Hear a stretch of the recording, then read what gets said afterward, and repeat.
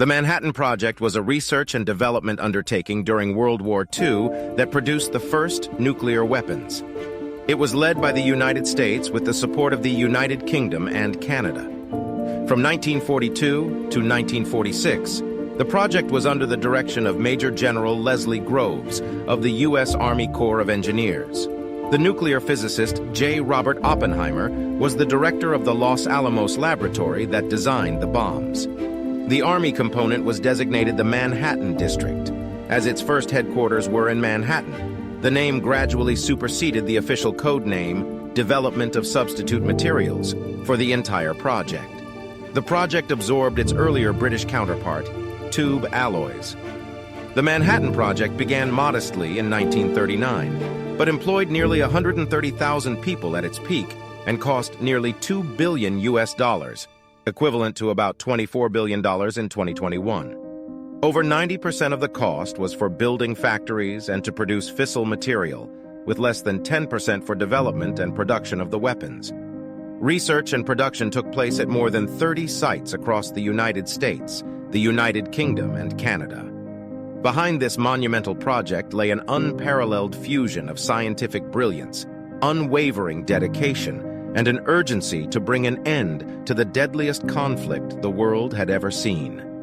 Scientists toiled relentlessly, pushing the boundaries of human knowledge to harness the unimaginable power within the atom. Their work was cloaked in secrecy, and the world remained unaware of the unprecedented breakthroughs that were about to alter history forever. The project led to the development of two types of atomic bombs, both developed concurrently during the war: a relatively simple gun-type fission weapon and a more complex implosion-type nuclear weapon. The Thin Man gun-type design proved impractical to use with plutonium, so a simpler gun-type design called Little Boy was developed that used uranium-235, an isotope that makes up only 0.7% of natural uranium. Three methods were employed for uranium enrichment: electromagnetic, gaseous, and thermal. Most of this work was carried out at the Clinton Engineer Works at Oak Ridge, Tennessee. In parallel with the work on uranium was an effort to produce plutonium. After the feasibility of the world's first artificial nuclear reactor, the Chicago Pile 1, was demonstrated in 1942 at the Metallurgical Laboratory in the University of Chicago, the project designed the X-10 graphite reactor at Oak Ridge and the production reactors at the Hanford site in Washington state, in which uranium was irradiated and transmuted into plutonium. The Fat Man plutonium implosion-type weapon was developed in a concerted design and development effort by the Los Alamos Laboratory. The project was also charged with gathering intelligence on the German nuclear weapon project. Through Operation Alsos, Manhattan Project personnel served in Europe, sometimes behind enemy lines, where they gathered nuclear materials and documents and rounded up German scientists. Despite the Manhattan Project's tight security, Soviet atomic spies successfully penetrated the program.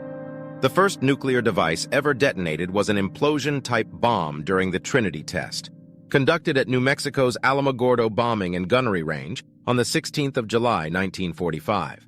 Little Boy and Fat Man bombs were used a month later in the atomic bombings of Hiroshima and Nagasaki, respectively, with Manhattan Project personnel serving as bomb assembly technicians and weaponeers on the attack aircraft.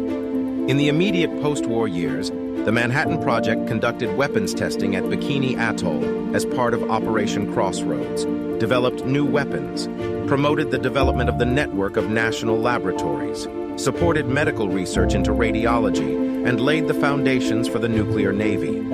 It maintained control over American atomic weapons research and production until the formation of the United States Atomic Energy Commission in January 1947.